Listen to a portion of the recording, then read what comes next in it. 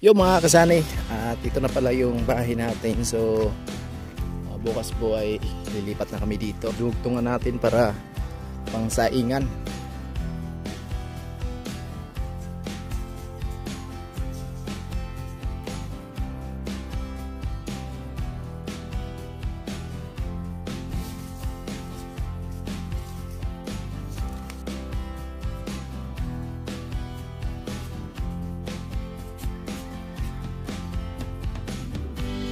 Naghahati ng kasiyahan sa mga kababayan at nahihirapan. Hati niya ay saya kasama ang munting ayuda para.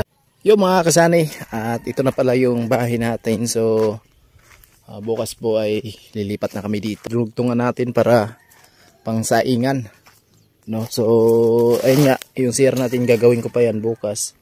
Meron pa namang flat sheet dyan. Yan lang po yung paningdingan natin dyan, no?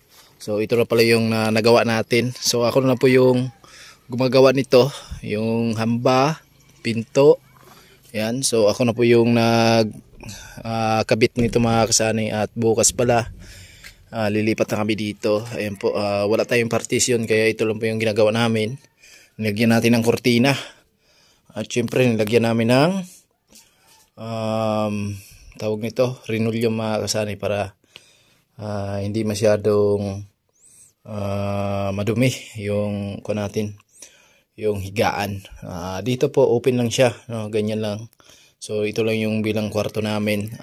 Kaya nga, lipat lang muna tayo dito habang hindi nag-ipon pa tayo ng budget para dito sa mga bintana natin. Yung bintana natin mga kasani ay tinakpan ko lang yan. Year lang po yung tinakip natin dyan. Tapos dito ay kawayan. Ayan, kawayan na po yung ginawa ko na bintana para hindi tayo masyadong makita agad sa labas, no? So okay na yan. At pwede na tayong lilipat dito bukas. Ayan, so inayos na namin to. Kompleto na siya. At ito po yung saingan namin. So bukas ay ituloy natin to. Lagyan natin ng paningdingan. Tapos yung saingan natin, lagyan na ng mga pinggan or lahat ng gamit natin sa pangkusina. Diyan po natin ilalagay sila. So yung sa CR natin gagawin ko pa yan, no? Ayan. So kanina ko lang to ginawa mga kasani. At yung flooring pala natin, ayan, good news, at may flooring na siya. So ako lang po yung gumagawa dito. Tapos tinulungan tayo ng aking bayaw, no? So ayun nga, natapos agad siya. Ayan, bali 7 sako lang po yung naubos dito na simento dito sa flooring natin.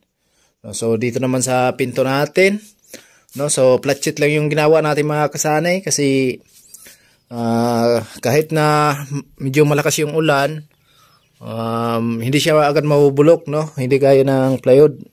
So maganda naman siya. Pero hindi ito back to back mga kasanay.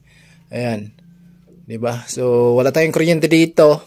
Ang gagawin namin ni Inday, meron naman tayong yung ilaw na charge lang natin sa solar. Pagkatapos gamitin na naman natin dito, no? So mabilis lang siya malubat, pero importante lang yung bata, no? Kasi si JJ po, yung baby namin, hindi siya makatulog pag walang ilaw. Kailangan talaga may ilaw siya. So yun na po yung ginagawa namin. Bali dalawa po yung ilaw na solar. Yun na po yung gagamitin namin dito. So dito naman sa labas, ganun pa rin, no? So meron na tayong hamba sa pinto, no? Dadalhin ko yan doon para hindi siya maulanan or mainitan. So yung tinakip natin sa bintana natin mga kasani, year lang po yan. Baliktad. Okay, di ba? So yun lang yung gagawin natin. Yung CR, tapos yung saingan natin, okay na, di ba? So ayun nga, na kami dito. Yung mga basura ay sinulog na namin, guys. Ayan.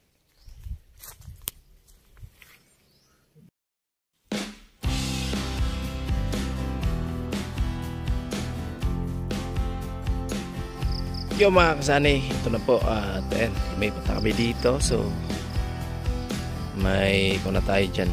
May CR. Gagawin ko na po yung CR. At may bubong na po yung ginawa natin. Kasi ingis na magluluto tayo. Meron tayong malulutuan dyan. Diba? Dito na kami natulog mga kasani. Lumipat na kami dito. Ayan. So, hindi ko palang naayos yan. Yung dingding lang yung nauna.